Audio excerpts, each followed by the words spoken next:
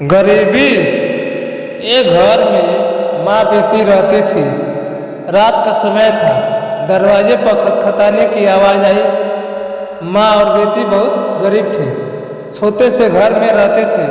बेटे ने दरवाज़ा खोला तो वहाँ पर कोई नहीं था। नीचे देखा तो चिट्ठी पड़ी हुई थी। बेटी ने चिट्ठी खोलकर पढ़ी तो हाथ कांपने लगा और जोर से चिल्लाई, माँ इधर आओ। चिट्ठी में लिखा था, बेटी मैं तुम्हारे घर आऊँगा, तुमसे और तुम्हारी माँ से मिलने। और नाम की जगह नीचे लिखा था भगवान। माँ ने कहा, यह शायद हमारी गली के किसी लड़के ने तुम्हें छेड़ने के लिए बहुत ही गंदी शरारत की है, बहुत ही गंदी शरारत की है। लेकिन बेटी को माँ की बात पर यकीन ही नहीं हो रहा था। बेटी बोली, माँ पता नहीं क्यों मुझे यह सच लग रहा है। माँ को मनाकर बेटी और माँ दोनों तैयारी में लग गई। घर भले ही छोटा सा था, लेकिन दिल बहुत अमीर। घर पर एक चटाई थी, मेहमानों के लिए थे, निकालकर बिछा दी। और रसोई घर में जाकर देखा तो खाने का एक दाना नहीं था। बेटी और माँ दोनों गहरी सोच में पड़ गए हैं। यदि भगवान सच में आ गए तो खाने में कुछ नहीं दे पाएंगे। आगे पीछे का कुछ नहीं सोचा। बचत के 300 रुपये बेटी के पास थे। पैसे लेकर वह दोनों छाता और कंबल लेकर किराने की दुकान के लिए निकल पड़े। बारिश होने वाली थी और ठंड भी बहुत ज़्यादा थी।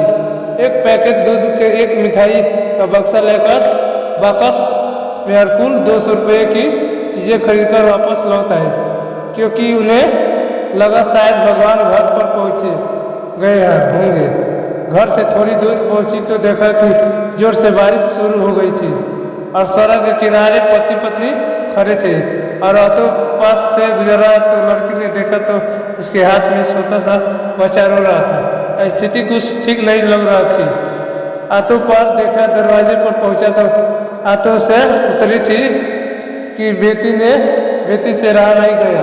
बोली, ऑटो भैया, ऑटो वाले भैया जरा ऑटो को उनके पास पास जाकर देखा तो बच्चे को तेज बुखार था और उसके पास खाने के लिए कुछ नहीं था। एक तरह भगवान घर पर आने वाले हैं और दूसरी तरह यह समस्या। बेटी ने सोचा, भगवान को तो मना लूँगी, लेकिन यदि इन्हें ऐसे ही हाल में छोड़ दिया तो भगवान बिल्कुल भी माफ़ नहीं करेंगे। बेटी ने जोर जोर खरीदा था और सब कुछ लेकर हाथ में थमा दिया। और बच्चे हुए 50 रुपये भी दे दिए और बोली, अभी मेरे पास इतना ही है, इसलिए रख लीजिए, बारिश हो रही थी तो छाता भी दे दिया और बच्चे को ठंड न लगे इसलिए कंबल भी दे दिया। वहाँ से फटाफट घर पहुँचे, यह सोचकर कि भगवान आए होंगे। लेकिन दरवाजे पर माँ खड़ी थी।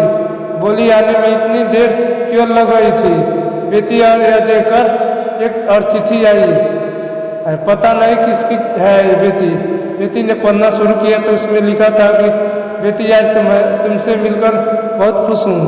पहले से दुबली हो गई हो, लेकिन आज भी इतनी ही सुंदर हो। मिठाई बहुत अच्छी थी और तुम्हारे दिए हुए कंबल से बहुत आराम मिला। छाता देने के लिए धन्यवाद बेटी। अगली बार मिलते ही लौटा दूंगा। बेटी ने तो होश उड़ गई। निशब्द होकर पीछे मुड़कर सड़क के किनारे देखा तो वहाँ पर कोई नहीं था। चिट्ठी में आगे लिखा था कि इधर उधर मत ढूंढो, मुझे तो मैं कर में हूँ। जहाँ पवित्र सोच हो तो मैं हर उस मन में हूँ। यदि दिखे तो कोई जरूरतमंद तो मैं उस हर जरूरतमंद में हूँ। बेटी जोर से जोर पड़ी और माँ को सब बताए। दोनों बहुत भावुक हो गए थे और पूरी रात सो नहीं पाए। दोस्तों, अब आप सभी से एक प्रश्न है कि बेटी सच में गरीब थी कि? जरा सोचिए और अपने दिल से इस सवाल का जवाब दीजिए, क्योंकि व्यक्ति मरने के बाद अपने हाथ पैसे नहीं बल्कि कर्म लेकर जाता है। और जरूरी नहीं है कि हर पैसे वाला व्यक्ति अच्छे कर्म लेकर जा रहा है। इसलिए कोशिश करें कि पैसे से अमीर हो या गरीब हो, कर्मों से अमीर जरूर बने।